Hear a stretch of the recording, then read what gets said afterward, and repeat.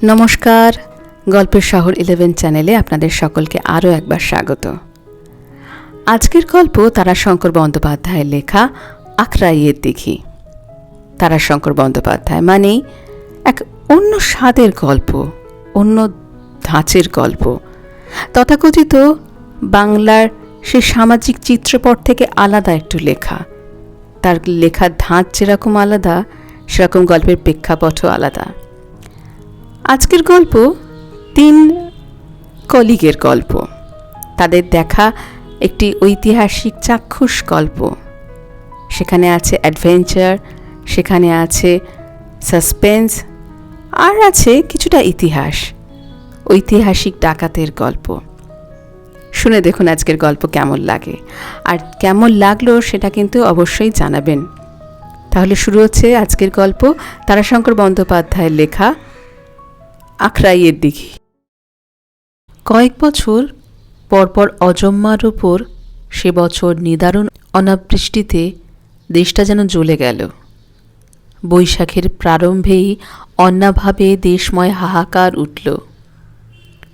রাজ সরকার পর্যন্ত চঞ্চল হয়ে উঠলেন। সত্যি দুর্ভিক্ষ হয়েছে কি না তদন্তের জন্য রাজকর্মচারী মহলে ছুটোছুটি পড়ে গেল। এই তদন্তে কান্দি সাব ডিভিশনের কয়েকটা থানার ভার নিয়ে ঘুরছিলেন রজতবাবু ডিএসপি, সুরেশবাবু ডেপুটি আর রমেন্দ্রবাবু কোঅপারেটিভ ইন্সপেক্টর। অতীতকালের সুপ্রশস্ত বাদশাহী সড়কটা ভেঙে চুরে গোপথের মতো মানুষের অব্যবহারযোগ্য হয়ে উঠেছে। তার ওপর ডিস্ট্রিক্ট বোর্ডের ঠিকাদার মাটির ঢেলা বিছিয়ে পথটাকে আরও দুর্গম করে তুলেছে। কোনো রকমে 3 জনে এক পাশের পায়ে চলা পথরেখার ওপর দিয়ে বাইসাইকেল ঠেলে ঠেলে চলছিলেন। বৈশাখ মাসের অপরাহ্নবেলা। বিদগ্ধ আকাশখানা ধূলাচ্ছন্ন ধূসর হয়ে উঠেছে। কোথাও কণামাত্র মেঘের লেশ নেই। হু হু করে গরম বাতাস পৃথিবীর বুকের রস পর্যন্ত শোষণ করে নিচ্ছিল। একখানা গ্রাম পার হয়ে সামনে এক বিস্তীর্ণ প্রান্তর এসে পড়ল।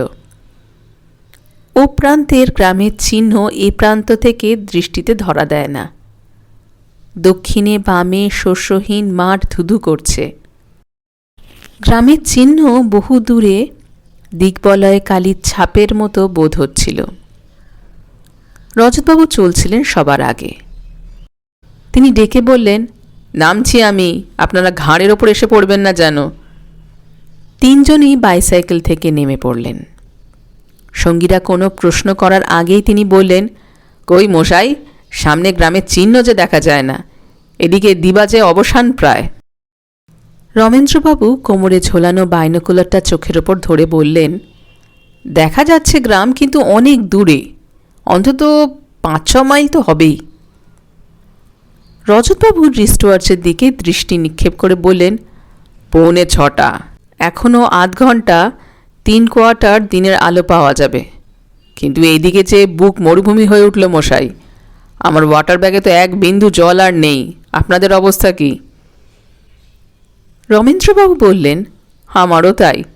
সুরেশবাবু, আপনার অবস্থা কি? আপনি যে কথাও বলেন না, দৃষ্টিটাও বেশ বাস্তব জগতে আবদ্ধ নয় যেন। ব্যাপার কি বলুন তো? সুরেশবাবু মৃদু হেসে বললেন, সত্যি বর্তমান জগতে ঠিক মনটা নিবদ্ধ ছিল না। অনেক দূর অতীতের কথা ভাবছিলাম আমি। রজতবাবু সাগ্রহে বলে উঠলেন, অতীত যখন তখন ইন্টারেস্টিং নিশ্চয়ই, চাই কি রোম্যান্টিকও হতে পারে। তৃষ্ণা নিবারণের জন্য আর ভাবতে হবে না, উঠে পড়ুন গাড়িতে। গাড়িতে চলতে চলতেই আপনি গল্প বলতে শুরু করুন, আমরা শুনে যাই। কিন্তু এই 4-5 মাইল পথ কভার করার মতো গল্পের খোরাক চাই মশাই। সুরেশবাবু নিজের জলাধারটি খুলে আগিয়ে দিয়ে বললেন, আমার জল এখনও আছে, জল পান করে আগে একটু সুস্থ হন। জল পানান্তে সুরেশবাবুকে সবার আগে স্থান দিয়ে রজতবাবু বললেন, আপনি কথক, আপনাকে আগে যেতে হবে। সকলে গাড়িতে চড়ে বসলেন।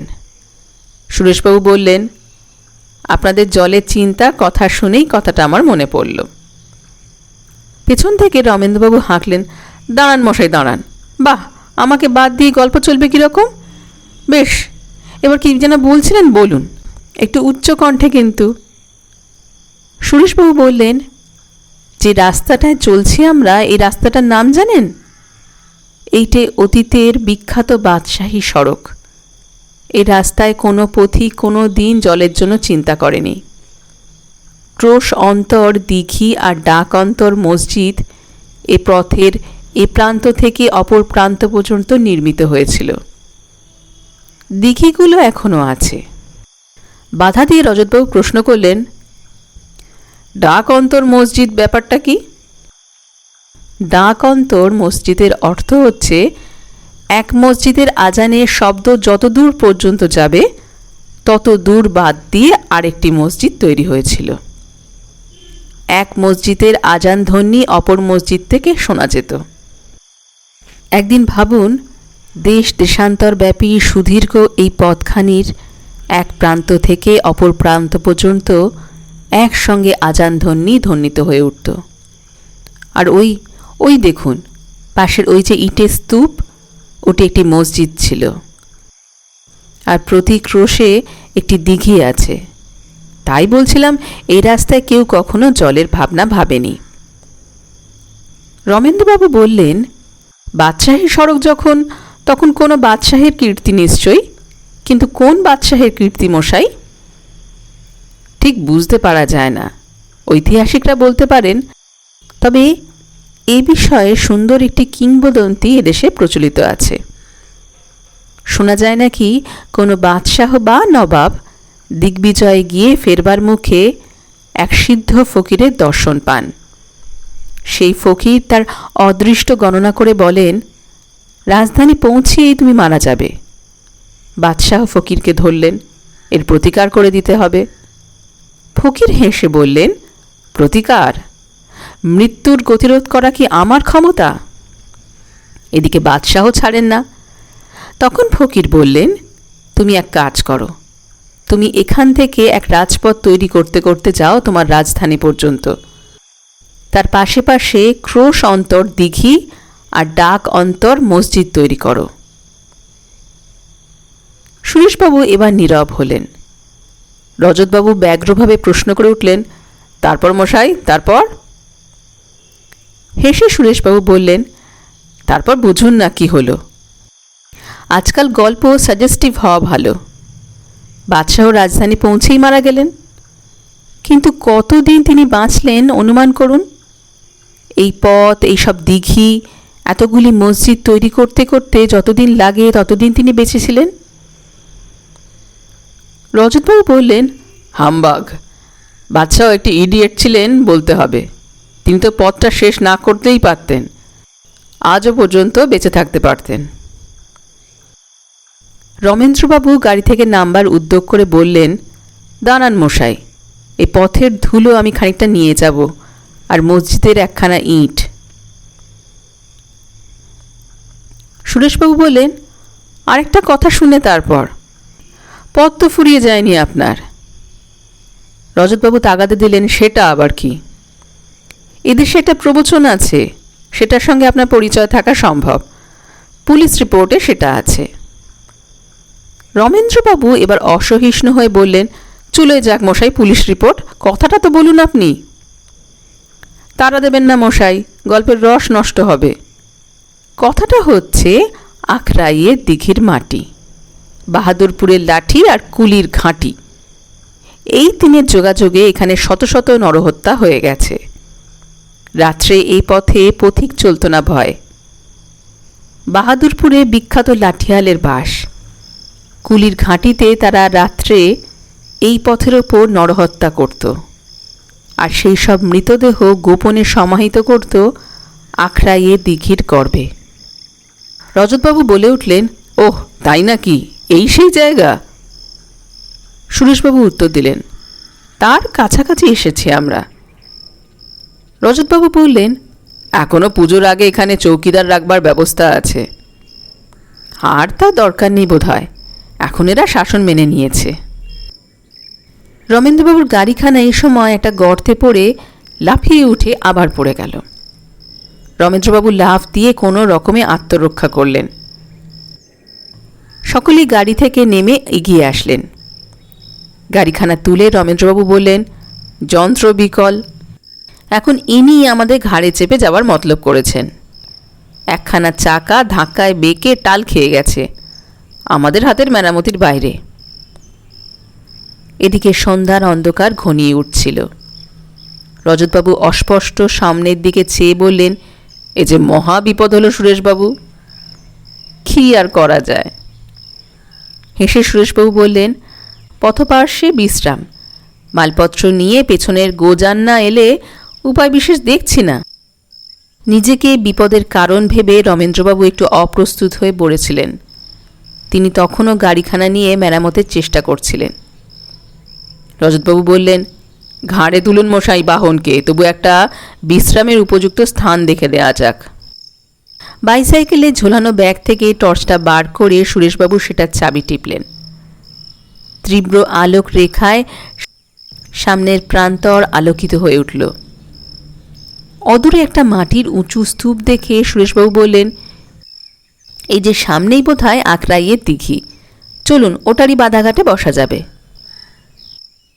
রজতবাবু বললেন, হ্যাঁ, অতীত যুগের কত শত হতভাগ্য প্রতীকের প্রেতাত্মাদের সঙ্গে সুখ দুঃখের কথাবার্তা অতি উত্তমই হবে। এতক্ষণে হেসে রমেন্দ্রবাবু কথা বললেন, আর বাহাদুরপুরে দু একখানা লাঠির সঙ্গে যদি সাক্ষাৎ হয়, সেটা উত্তমের পরে অযোগ্য মধ্যম হবে না, কি বলেন? কোমরে বাঁধা পিস্তলটায় হাত দিয়ে রজতবাবু বললেন, তাতে রাজি আছি। প্রকাণ্ড দিঘিটা অন্ধকারের মধ্যে ডুবে আছে, শুধু আকাশের তারার প্রতিবিম্বে জলতলটুকু অনুভব করা যাচ্ছিল। চারদিকের পাড় ঘিরে বন্য লতাজালে আচ্ছন্ন বড় বড় গাছগুলোকে বিকট দৈত্যের মতো মনে হচ্ছিল। চারদিক অন্ধকারে থমথম করছে। দিঘিটার দীর্ঘ দিকের মধ্যস্থলে শ্যামলের প্রকাণ্ড বাঁধাঘাট। প্রথমেই সুপ্রশস্ত চত্বর, তার কোল থেকে সিঁড়ি নেমে গিয়েছে জলগর্ভে। সিঁড়ির দুপাশে দুটি রানা, একদিকে রানা ভেঙে পাশেরই এক সুগভীর খাদের মধ্যে নেমে গিয়েছে। ঘাটের চত্বরটির মধ্যস্থলে তিনজনই আশ্রয় নিয়েছিলেন। এক পাশে বাইসাইকেল তিনখানা পড়ে আছে। ছোট্ট একটা শতরঞ্জি রামেন্দ্রবাবুর গাড়ির পেছনে গোটানো ছিল, সেইটা পেতেই রামেন্দ্রবাবু বসেছিলেন। পাশেই সুরেশবাবুর আকাশের দিকে চেয়ে শুয়ে আছেন। রজতবাবু শুধু চত্বরটায় ঘুরে ঘুরেই বেড়াচ্ছিলেন। সুরেশবাবু বললেন, সাবধানে পায়চারি করবেন রজতবাবু, অন্যমনস্কে খাদের ভেতরে গিয়ে পড়বেন না যেন, দেখছেন তো খাদটা। হাতের টর্চটা টিপে রজতবাবু বললেন, দেখেছি। আলোকধারাটা সেই গভীর গর্তে তিনি নিক্ষেপ করলেন। সুগভীর খাদটার গর্ভদেশটা আলোকপাতে যেন হিংস্র হাসি হেসে উঠল।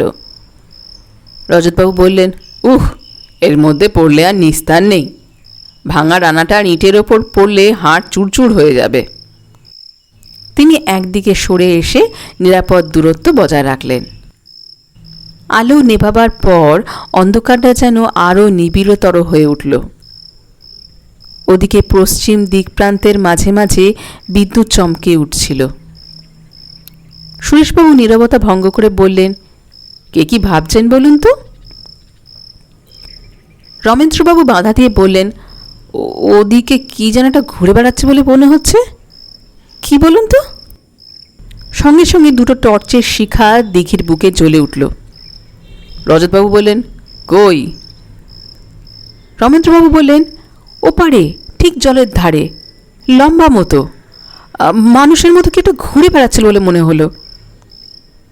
সুরেশবাবু হেসে বললেন, দিঘির গর্ভের কোনো অশান্ত প্রেতাত্মা হয়তো, কিংবা বাহাদুরপুরের লাঠিয়াল কেউ। রজতবাবু বললেন, সে হলে তো মন্দ হয় না, একটা অ্যাডভেঞ্চার হয়, সময়ও কাটবে। কিন্তু তার চেয়ে ভয়ঙ্কর কিছু হলেই যে বিপদ। যাদের সঙ্গে কথা চলে না মশাই, সাপ বা জানোয়ার। ওটা কি? সঙ্গে সঙ্গে তার বাঁ হাতের টর্চটা জ্বলে উঠল। ডান হাত তখন তার পিস্তলের গোড়ায়। সচকিত আলোয় দেখা গেল এক গাছা ছিন্ন দড়ি। সুরেশবাবু বললেন, গুড লাক, রজ্জুতে সর্পভম লজ্জা আছে, বিপদে নেই, কিন্তু সর্পে রজ্জুভ্রম প্রাণান্তকর। সকলেই হাসলেন, কিন্তু সেই হাসি মৃদু মন্থর, আনন্দ যেন জমাট বাঁধছিল না। আবার সকলে নীরব। হঠাৎ দিঘির ওদিকের কোণের জল আলোড়িত হয়ে উঠল। শব্দে মনে হলো কেউ যেন জল ভেঙে চলেছে। টর্চের আলো অতদূর পর্যন্ত যায় না। আলোকধারার প্রান্ত মুখে অন্ধকার সুনিবিড় হয়ে ওঠে, কিন্তু কিছু দেখা গেল না। রমেন্দ্রবাবু বললেন, এখনো বলবেন আমার ভ্রম? সুরেশবাবু কথার কোনো উত্তর দিলেন না। তিনি নিবিষ্ট চিত্তে শব্দটা লক্ষ্য করছিলেন। শব্দটা নীরব হয়ে গেল। সুরেশবাবু আরও কিছুক্ষণ পর বললেন, ভ্রমই মনে হয়, জলচর কোনো জীবজন্তু হবে। গরম বাতাসের প্রবাহটা ধীরে ধীরে বন্ধ হয়ে চারদিকে একটা অশান্তিকর নিস্তব্ধতায় ভরে উঠেছে। সুরেশবাবু আবার নিস্তব্ধতা ভঙ্গ করে বলে উঠলেন, না, শুধু রমেন্দ্রবাবুকে দোষ দেবো কেন, আমরা সকলেই ভয় পেয়েছি। সিগারেট খাওয়া পর্যন্ত ভুলে গেছি মশাই, নিন একটা করে সিগারেট খাওয়া যাক। রজতবাবু বললেন, না মশাই, একেই আমি অত অভ্যস্ত নই, তার উপর খালি পেটে শুকনো গলায় সহ্য হবে না, থাক। আসুন তবে রমেনবাবু, আমরা দুজনেই। আরে ও কি? মানুষের মৃদু কণ্ঠস্বরে তিনজনেই চকিত হয়ে উঠলেন। কে যেন আত্মগতভাবে মৃদুস্বরে বলছিল, তারাচরণ এইখানেই তো ছিল, কোথায় গেল? রজতবাবুর হাতের টর্চটা প্রদীপ্ত রশ্মি শিখার মতো জ্বলে উঠল। রমেনবাবু ত্রস্তস্বরে বলে উঠলেন, এদিকে এদিকে, ভাঙা রান্নাটার পাশের জলের ওই ধারে, ওই ওই ওই ওই ও, কিন্তু ধপধপ করে জ্বলছে কি ওটা? চোখ, ওই তো ওই তো। দীর্ঘ রশ্মিধারা ঘুরল, সঙ্গে সঙ্গে সুরেশবাবুর টর্চটাও প্রদীপ্ত হয়ে উঠল। জলের ধারে দীর্ঘাকৃতি মনুষ্য মূর্তি দাঁড়িয়েছিল। আলোক ছটার আঘাতে চকিত হয়ে সে রশ্মির উৎস লক্ষ্য করে মুখ ফেরাল। রমেন্দ্রবাবু অস্ফুট স্বরে চিৎকার করে পড়ে গেলেন। সুরেশবাবুর হাতের টর্চটা নিভে গিয়েছিল। অদ্ভুত, অতি ভীতিপ্রদ সেই মূর্তি। দীর্ঘ বিবর্ণ চুল, দীর্ঘ দাড়ি গোঁফের সমস্ত মুখখানা আচ্ছন্ন, অস্বাভাবিক দীর্ঘ কৃষ্ণবর্ণ দেহখানা কাদালিপ্ত, কোটরগত জ্বলন্ত চোখ দুটোতে আলো পড়ে ঝকঝক করছিল। সে মূর্তি ধরনের সজীবতার সব মাধুর্য বর্জিত, মাটির জগতের বলে বোধ হয় না। রজতবাবু স্তম্ভিত হয়ে গেলেন, তবুও তিনি কয়েক পা এগিয়ে গিয়ে প্রশ্ন করলেন, কে কে তুমি? উত্তর দাও, কে তুমি? নিথর নিস্তব্ধ মূর্তির মুখের পেশিগুলো ঈষৎ চঞ্চল হয়ে উঠল। একটা অদ্ভুত ভঙ্গিতে অধররেখা ভিন্ন হয়ে গেল। সে ভঙ্গি যেমন হিংস্র তেমনি ভয়ঙ্কর। রজতবাবু আকাশ লক্ষ্য করে পিস্তলে ঘোড়া টিপলেন। সুগভীর গর্জনে নিবিড় অন্ধকার চমকে উঠল। বৃক্ষ নিরাশ্রয়ী পাখির দল করলব করে উঠল। সঙ্গে সঙ্গে অদ্ভুত আর একটা গর্জন চারদিকে কেঁপে উঠল। একটা বিকট হিংস্র গর্জন করে সেই বিকট মূর্তির লোক লাফ দিয়ে ছুটে আসলো। সেই মূর্তি তখন জানোয়ারের চেয়েও হিংস্র, উন্মত্ত। রজতবাবু বাঁ হাতের টর্চটা হাত থেকে পড়ে গেল। ডান হাতের পিস্তলটা তখন কাঁপছিল। অন্ধকারের মধ্যে গুরুভার কিছু পতনের শব্দে সঙ্গে সঙ্গে আহত পশুর মতো একটা আর্তনাদ করে উঠল। রজতবাবু বললেন, সুরেশবাবু শিগগির টর্চটা জ্বালুন, আমারটা কোথায় পড়ে গেছে। সুরেশবাবুর হাতে আলোটা জ্বলে উঠল। রজতবাবু বললেন, এখানে আসুন, খাদের মধ্যে। খাদের মধ্যে আলোকপাত করতেই রজতবাবু বললেন, মানুষই, কিন্তু মরে গেছে বোধহয়, ঘাড় নিচু করে পড়েছে, ঘাড় ভেঙে গেছে। সুরেশবাবু ঝুঁকে পড়ে দেখে শিউরে উঠলেন, ভাঙা ইটের স্তূপের মধ্যে হতভাগ্য মাথাটা অর্ধেকটা পোঁতা হয়ে গিয়েছে। যন্ত্রণার আক্ষেপে ঊর্ধ্বমুখে সমস্ত দেহখানা কেঁপে কেঁপে উঠছিল।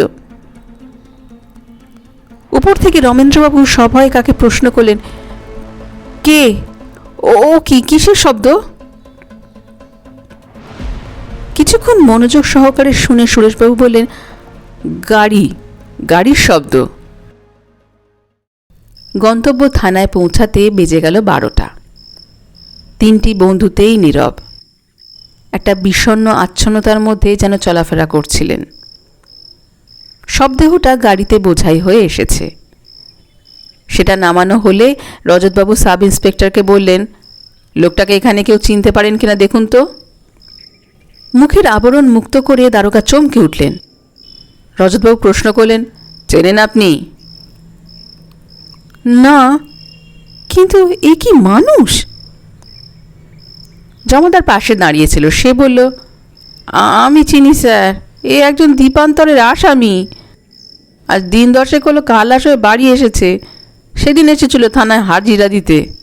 বাহাদুরপুরের লোক, নাম কালীবাগদি। বেশ, তাহলে রিপোর্ট লেখ। একটা গামছায় বাঁধা কোমরে ওর কি কতগুলো ছিল, দেখ তো সেগুলো কি। অনুসন্ধানে বাহির হলো একটা কাপড়, একটা ছোট ঘটি আর কয়েকটা কাগজ। কাগজগুলো একটা মোকদ্দমার নথি ও রায়। নথিগুলোতে বহরমপুর জেলের ছাপ মারা, জেল গেটে জমা ছিল। সঙ্গে একটা চিঠি, হাইকোর্টের কোনো উকিলের লেখা। এইভাবে দণ্ডাদেশের গুরুত্ব বৃদ্ধির জন্য অ্যাপিল করা অস্বাভাবিক ও আমাদের ব্যবসায়ের পক্ষে ক্ষতিজনক। সেজন্য ফেরত পাঠানো হলো। রজতবাবু নথিটা পড়ে গেলেন। সেশনস কোর্টের নথি, 1908 সালে 5 নম্বর খুনি মামলার ইতিহাস। সম্রাটবাদী, আসামি কালীচরণ বাগদি। অভিযোগ, আসামি তার পুত্র তারাচরণ বাগদিকে হত্যা করেছে। সাক্ষী 3 জন। প্রথম সাক্ষী মোবারক মোল্লা। এই ব্যক্তি বাহাদুরপুরের নানকাদার, অবস্থাপন্ন ব্যক্তি। এই ব্যক্তিকে সরকার পক্ষের উকিল প্রশ্ন করেন, কালীচরণ বাগদিকে আপনি চেনেন? উত্তরে বলেন, হ্যাঁ, এই আসামি সেই লোক। কি প্রকৃতির লোক কালীচরণ? দুর্ধর্ষ লাঠিয়াল। আপনার সঙ্গে কি কালীচরণের কোনো ঝগড়া আছে? না, সে আমার ওস্তাদ, আমি তার কাছে লাঠি খেলা শিখেছি। তারাচরণ বাগদিকে আপনি জানতেন? হ্যাঁ, ওস্তাদ কালীচরণেরই ছেলে সে। আচ্ছা, এটা কি ঠিক যে কালীচরণ তারাচরণকে ভালো দেখতে পারত না? না, তবে ছেলেবেলায় তারাচরণ খুব রুগ্ন দুর্বল ছিল বলে ওস্তাদের ছেলেতে মন উঠত না। বলতো, বেটা ছেলে যদি বেটা ছেলের মতো না হয় তবে সে ছেলে নিয়ে তিনি করবেন কি? তারপর বরাবরই তো সেরকম ভাব ছিল না। তারাচরণ 12-13 বছর বয়স থেকেই সেরে উঠে জোয়ান হতে আরম্ভ হলে ওস্তাদের চোখের মণি হয়ে উঠল সে। কালীচরণ কি তারাচরণকে আখড়ায় মারত না? হ্যাঁ, ভুল করলে ওস্তাদের হাতে কারোরও রেহাই ছিল না। নিজের ছেলে বলে দাবির ওপর থাকো কথা। আচ্ছা, আপনি কি জানেন কুলির ঘাঁটিতে রাত্রে প্রতি খুন হয়? জানি, শুনেছি বহুকাল থেকেই। বোধহয় 100 বছর ধরে কাণ্ড চোটে ঘটে আসছে। কারা এসব করে জানেন? না, শোনেনও নি? বহুজনের নাম শুনেছি। আপনাদের গ্রামে বাগদিদের নাম, এই কালাচরণ, তার আগের পুরুষ, এদের নাম শুনেছেন? তার পূর্বপুরুষ, এদের নাম শুনেছেন কি? শুনেছি। সরকার পক্ষের উকিল সাক্ষীকে জেরা করতে ইচ্ছা করলেন না। দ্বিতীয় সাক্ষী এলোকেশী বাগদিনী, মৃত তারাচরণ বাগদি স্ত্রী, বয়স 18 বছর। প্রশ্ন শুরু হলো, এই আসামি কালীচরণ তোমার শ্বশুর? হ্যাঁ। আচ্ছা বাপু, তোমার স্বামীর সঙ্গে কি তোমার শ্বশুরের ঝগড়া ছিল? না। কখনো ঝগড়া হতো না? ঝগড়া হতো বই কি, কতদিন টাকা পয়সা নিয়ে ঝগড়া হতো, কিন্তু তাকে ঝগড়া থাকা বলে না। কিসের টাকা পয়সা নিয়ে ঝগড়া? খুনের, ডাকাতির। আমার সৌর, আমার স্বামী মানুষ মারত, ডাকাতিও করত। কেমন করে জানলে তুমি? বাড়িতে শাউরির কাছে শুনেছি, আমার স্বামীর কাছে শুনেছি, এদের বাপ বেটার কথাবার্তা শুনেছি, আর কতদিন রক্তমাখা টাকা গয়না জলে ধুয়ে পরিষ্কার করেছি। তোমার স্বামী তারাচরণকে কে খুন করেছে জানো? জানি, আমার শৌর খুন করেছে, আমি নিজের চোখে দেখেছি। বিচারক প্রশ্ন করেন, তুমি নিজের চোখে খুন করা দেখেছো? হ্যাঁ হুজুর, সমস্তটাই দেখেছি। বিচারক আদেশ করেন, কি দেখেছো তুমি আগাগোড়া বলো দেখি। সরকার পক্ষের উকিলকে প্রশ্ন জিজ্ঞাসা করতে আদেশ দেওয়া হলো। সাক্ষীর উক্তি, হুজুর, শ্রাবণ মাসের প্রথমেই আমি বাপের বাড়ি গিয়েছিলুম। শ্রাবণের 27 আমার ছোট বোনের বিয়ে ছিল। আমার স্বামী 25 তারিখে সেই বিয়ের নিমন্ত্রণে আমার বাপের বাড়িতে আসে। আরও অনেক কুটুম্ব সজ্জন সেখানে এসেছিল। জাত বাগদি আমরা হুজুর, সকলেই আমাদের লাঠিয়াল। আর ছোট যাদের আমোদ আহ্লাদের মদই হলো প্রধান হুজুর। আর বড় বড় জোয়ান সব দিন রাত মদ খেয়েছে আর ঘাঁটি খেলা খেলেছে। বিচারক প্রশ্ন করে, ঘাঁটি খেলা কি? হুজুর, ডাকাতি করতে গিয়ে যেমনভাবে লাঠি খেলে, গেরস্তের গড় চড়াও করা, বাড়ির লোককে আটকে রাখা, সেই খেলার নামই ঘাঁটি খেলা। সেই খেলা খেলতে আমার স্বামীর সঙ্গে আমার দাদার ঝগড়া হয়।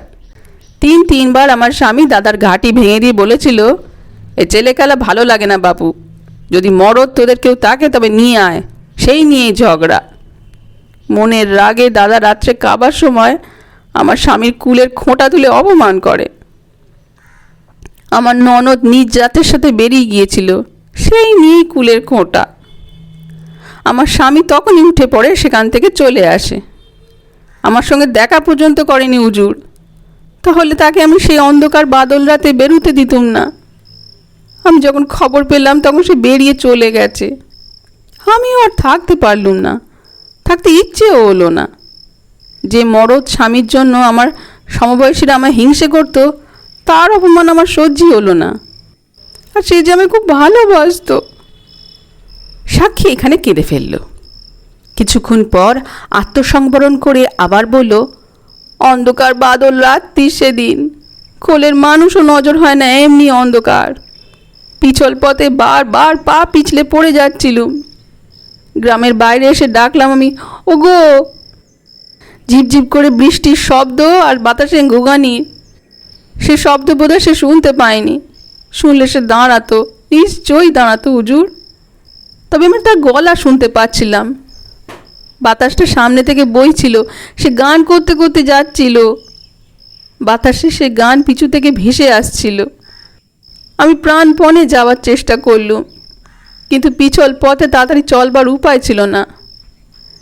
সামনে থেকে জলের ফোঁটা কাটার মতো মুখে বিঁধছিল। হঠাৎ একটা চিৎকার কানে শব্দ এসে পৌঁছালো। বাবা বাবা করে কি যেন চিৎকার করছে। শেষটা শুনতে পেলুম না। চিনতে পারলাম আমার স্বামীর গলা। ছুটে এসে গিয়ে দেখলাম পথের ধারে পড়ে আছে। আর দূরে একটু গিয়ে দেখি একজোড়া আংড়ার মতো চোখ ধকধক করে জ্বলছে। এই চোখ দেখে চিনতে পারলাম সে আমার শৌর। আমার শৌরের চোখের তারা বেড়ালের চোখের মতো খয়রা রঙের। সে চোখ আঁধারে জলে। অন্ধকারের মধ্যে হেঁটে হেঁটে চোখ আমার তখন সয়ে গিয়েছিল, আমি তখন দেখতে পাচ্ছিলাম। দেখলাম আমার শৌর একটা মানুষকে কাঁধে ফেলে আখড়াইয়ের দিঘির পাড় দিয়ে নেমে গেল। বুক ফেটে কান্না এলো, কিন্তু কাঁদতে পারলুম নি। গলা যেন বন্ধ হয়ে গিয়েছিল, চোখ যেন আগুন জ্বলছিল। আমিও তার পিছু নিলুম। সাক্ষীকে বাধা দিয়ে বিচারক প্রশ্ন করলেন, তোমার ভয় হলো না? সাক্ষী উত্তর দিল, হুজুর, আমরা বাগদির মেয়ে। আমাদের মরদরা খুন করে, আমরা লাশ গায়েব করি। হুজুর, আমার হাতে যদি তখন কিছু থাকতো তবে আমি খুনেকে ছাড়তুম না। সাক্ষী অকস্মাৎ উত্তেজিত হয়ে কাঠগড়া থেকে বাহির হয়ে আসামিকে আক্রমণের চেষ্টা করে। তাকে ধরেও ফেলা হয় এবং তার উত্তেজিত অবস্থা দেখে সেদিনকার মতো বিচার স্থগিত রাখতে আদেশ দেওয়া হয়। সাক্ষী কিন্তু বলে সে বলতে সমর্থ ও তার এরূপ আচরণ সে আর করবে না। সে বলল, তারপর দিঘির গর্বে সে দেহটা পুঁতে দিলে আমি সেখানে দেখলাম। তখনও পশ্চিম আকাশে কাস্তের মতো এক ফালি চাঁদ মেঘের আড়ালে উঠেছিল। অন্ধকার অনেকটা পরিষ্কার হয়ে গিয়েছিল। সেই আলোতে পরিষ্কার চিনতে পারলাম খুনি আমার সৌর। সে বাড়ির দিকে হনহন করে চলে গেল, আমি পিছু ছাড়িনি। বাড়িতে এসে লাফ দিয়ে পাঁচিল ডিঙে সে বাড়ি ঢুকলো। আমি দাঁড়িয়ে রইলুম। অল্পক্ষণ পরে কে বুক ফাটিয়ে কেঁদে উঠল। চিনলাম সে আমার শাশুড়ির গলা। সে কিন্তু একবার কেঁদেই চুপ হয়ে গেল। এই সময় আসামি বাধা দিয়ে উঠল। আমি তার মুখ চেপে ধরেছিলাম, হুজুর, সাক্ষী সাবুতে আর দরকার নেই। আমি কবুল খাচ্ছি যে আমি ছেলেকে খুন করেছি। হুকুম পেলে আমি সব বলে যাই। বিচারক এই ক্ষেত্রে বিবেচনা করে আসামিকে স্বীকারোক্তি করবার আদেশ দিলেন। আসামি বলে গেল, হুজুর, আমরা জাতে বাগ দিই। আমরা এককালে নবাবের পল্টনে কাজ করতাম। আজও আমাদের কুলের গরব লাঠির ঘায়ে বুকের ছাতিতে। কোম্পানির আমলে আমাদের পল্টনের কাজ যখন গেল তখন থেকেই আমাদের এই ব্যবসা। হুজুর, চাষ আমাদের ঘেন্নার কাজ। মাটির সঙ্গে কারবার করলে মানুষ মাটির মতোই হয়ে যায়। মাটি হলো মেয়ের জাত। জমিদার বড়লোকের বাড়িতে একসময় আমাদের আশ্রয় হতো, কিন্তু কোম্পানির রাজত্বে, থানা পুলিশের জবরদস্তিতে তারাও সব একে একে গেল। যারা টিকে থাকলো তারা শিং ভেঙে ভেড়া ভালো মানুষ হয়ে বেঁচে রইল। তাদের ঘরে চাকরি করতে গেলে এখন নীচ কাজ করতে হয়, গাড়ু বইতে হয়, মোট মাথায় করতে হয়, জুতো খুলি দিতে হয় হুজুর। তাই আমরা এই পথ ধরি। আর 4 পুরুষ ধরে আমরা এই ব্যবসা চালিয়ে এসেছি। জমিদারের লগদিগিরি লোক দেখানো পেশা ছিল আমাদের। রাত্রির পর রাত্রি চামড়ার মতো পুরো অন্ধকারে গা ঢেকে কুলির ঘাঁটিতে ওত পেতে বসে থেকেছি। মদের নেশায় মাথার ভেতর আগুন ছুটত, সে নেশা ঝিমিয়ে আসতে পেত না। ফাঁসেই থাকতো মদের ভাঁড়, সেই ভাঁড়ে চুমুক দিতাম। অন্ধকারের মধ্যে পথিক দেখতে পেলে বাঘের মতো লাফ দিয়ে উঠতাম। হাতে থাকতো ফাবড়া, শক্ত বাঁশের 2 হাত লম্বা লাঠি। সেই লাঠি ছুটতাম মাটির কোল ঘেঁষে। সাপের মতো গোঙাতে গোঙাতে সে লাঠি ছুটে গিয়ে পথিকের পায়ে লাগলে তারা নিস্তার ছিল না। তারপর একখানা বড় লাঠি তার ঘাড়ের ওপর দিয়ে চেপে দাঁড়াতাম, আর পা দুটো ধরে দেহটা উল্টে দিলেই ঘাড়টা ভেঙে যেত। এই সময় একজন জুরি অজ্ঞান হয়ে পড়ায় আদালত সেদিনকার মতো বিচার বন্ধ রাখতে আদেশ দিলেন। পরদিন বিচারক ও জুরিগণ আসন গ্রহণ করলে আসামি বলতে আরম্ভ করল, কত মানুষ যে খুন করেছি তার হিসাব আমার নেই। সেই সময় কোনো কথা কানে আসতো না হুজুর। তাদের কাতরানি যদি সব কানে আসতো, মনে থাকতো হুজুর, তাহলে সত্যি পাথর হয়ে যেতাম। মনে পড়ে শুধু 2টি মানুষের কথা। যেদিন আমার বাপের কাছে আমি হাতে খড়ি নেই, আর আমি আমার ছেলে তারাচরণকে যেদিনকে হাতে খড়ি দিই, এই 2টি কথা মনে আছে। সরল বাঁশের কোঁড়ার মতো দীর্ঘ কাঁচা জোয়ান তখন তারাচরণ। অন্ধকার রাত্রে শিকারের গলায় দাঁড়িয়ে বললাম, পা দুটো ধরে ধরটা ঘুরিয়ে দে। সে থরথর করে কেঁপে ফুপিয়ে কেঁদে উঠল। আমি শিকার শেষ করলাম, কিন্তু মনটা কেমন যেন সেদিন হিম হয়ে গেল। মনে পড়ে গেল প্রথম দিন আমিও এমনি করে কেঁপেছিলাম। তারপর হুজুর, অভ্যাসেই সব হয়। ক্রমে ক্রমে তারা আমার সঙ্গে হয়ে উঠল গুলিবাঘ। পালকের মতো পাতলা পা, পাথরের মতো শক্ত ছাতি। শিকার পথের ওপর পড়লে আমি যেতে না যেতেই সে গিয়ে কাজ শেষ করে রাখত। ঘটনার দিন হুজুর, আসামি নীরব হলো। সে পানীয় জল প্রার্থনা করল। জল পান করে সে বলল, সেদিনের সে ভুল তারাচরণের, আমার ভুল নয়। তবে সে আমার ভাগ্যের দোষ, আর নয়তো যাদের খুন করেছি তাদের অভিশাপের ফল। তবে এই যে হবে আমি জানতাম। আমার বাবা বলেছিলেন আমার বংশ থাকবে না, নির্বংশ হতেই হবে। আবার আসামি নীরব হলো। আসামি কাতর হয়ে পড়েছে বিবেচনা করে আদালত কিছুক্ষণ সময় দিতে প্রস্তুত ছিলেন, কিন্তু আসামিটা চাইল না। সে বলল, পুনরায় জল পান করে সে বলে গেল, সেদিন তারার আসবার কথা নয়। কুটুম্ব বাড়িতে বিয়ের নেমন্তন্নে গিয়ে বিয়ের রাত্রেই সে চলে আসবে, এই ধারণা আমি করতে পারিনি হুজুর। সেদিন অন্ধকার রাত্রি, ঝিপঝিপ করে বাদলও নেমেছিল। আমার বৌমার কাছে শুনেছেন, অন্ধকারে চোখ আমার বেড়ালের মতো জ্বলে। আমার চোখেও আমি সেদিন ভালো দেখতে পাচ্ছিলাম না। সর্বাঙ্গ ভিজে হিম হয়ে যাচ্ছিল। আমি ঘন ঘন মদের ভারে চুমুক দিচ্ছিলাম। রাত 2 প্রহর পর্যন্ত শিকার না পেয়ে বিরক্ত হয়ে উঠে আসছি। এমন সময় কার গানের খুব ঠান্ডা আওয়াজ শুনতে পেলাম। বাতাস বইছিল আমার দিক থেকে। আওয়াজটা বাতাস ঠেলে উজানে ঠিক আসছিল না। সেদিন হাতে পয়সা কড়িও কিছু ছিল না। মানুষের সাড়া পেয়ে মদের ভারে চুমুক মেরে অভ্যাস মতো লাফিয়ে উঠে দাঁড়ালাম। অন্ধকারে চলন্ত মানুষ নড়ছিল। মারলাম ফাবড়া, লাশ পড়ল। চিৎকার করে সে যে কি বললে কানে এলো না। ছুটে গিয়ে লাঠি দিয়ে উঠে দাঁড়াবো, শুনলাম, বাবা বাবা আমি। কথাটা কানেই এলো, কিন্তু মনে গেল না। তার গলা চিনতে পারলাম না। লাঠির ওপর দাঁড়িয়ে বললাম, এই সময় সবাই বাবা বলে। আসামি নীরব হলো। আবার সে বলল, পেয়েছিলাম আনা 6 পয়সা তার কাপড়খানা। সে আবার নীরব হলো, কিন্তু মিনিট খানেকের মধ্যেই অজ্ঞান হয়ে পড়ে গেল। রায় বিচারক দণ্ডাদেশের পূর্বেই লিখেছেন, যুগ যুগান্তরের সাধনায় মানুষ ঈশ্বরকে উপলব্ধি করে ন্যায় অন্যায়ের সীমারেখা নির্দেশ করিয়েছেন। তারই নামে সৃষ্টি ও সমাজের কল্যাণে অন্যায় ও পাপের রোধ হেতু দণ্ডবিধির সৃষ্টি হয়েছে।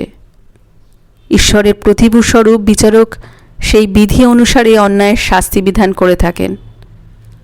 এই ব্যক্তির যে অপরাধ, বর্তমান রাষ্ট্রতন্ত্রের দণ্ডবিধিতে তার যোগ্য শাস্তি নেই। এক্ষেত্রে একমাত্র চরম দণ্ডই বিধি। আমার স্থির বিশ্বাস, সেই জন্যই সমগ্র বিশ্বের অদৃশ্য পরিচালক তার দণ্ডবিধান স্বয়ং করেছেন। চরম দণ্ড এক্ষেত্রে সে গুরুদণ্ডকে লঘু করে দেবে। ঈশ্বরের নামে বিচারকের আসনে বসে তার অমোঘ বিধানকে লঙ্ঘন করতে পারলাম না। যাবজ্জীবন দ্বীপান্তর বাস এর শাস্তি বিহিত হল। রাত শেষ হয়ে গেল। 3 জনেই নির্বাক হয়ে বসে রইলেন। মনের বিচিত্র চিন্তাধারার পরিচয় বোধহয় প্রকাশ করার শক্তি কারও ছিল না। হঠাৎ রমেন্দ্রবাবু বললেন, একটা কথা বলবো সুরেশবাবু। মৃদুস্বরে সুরেশবাবু বললেন, বলুন। পুলিশ এক্সিকিউটিভ আপনারা দুজনেই তো এখানে রয়েছেন। দেহটা আর মর্গে পাঠাবেন না। ও আকড়াইয়ে দিঘির গর্ভেই ওকে শুয়ে থাকতে দিন। শেষ হলো আজকের গল্প, তারাশঙ্কর বন্দ্যোপাধ্যায়ের লেখা আখড়াইয়ের দিঘি। আশা করি গল্প এবং গল্প পাঠ আপনাদের ভালো লেগেছে। যদি ভালো লাগে তাহলে চ্যানেলটি সাবস্ক্রাইব করতে ভুলবেন না। আসবো আবার নতুন কোনো গল্প নিয়ে। ততদিন সকলেই ভালো থাকবেন। নমস্কার, ধন্যবাদ।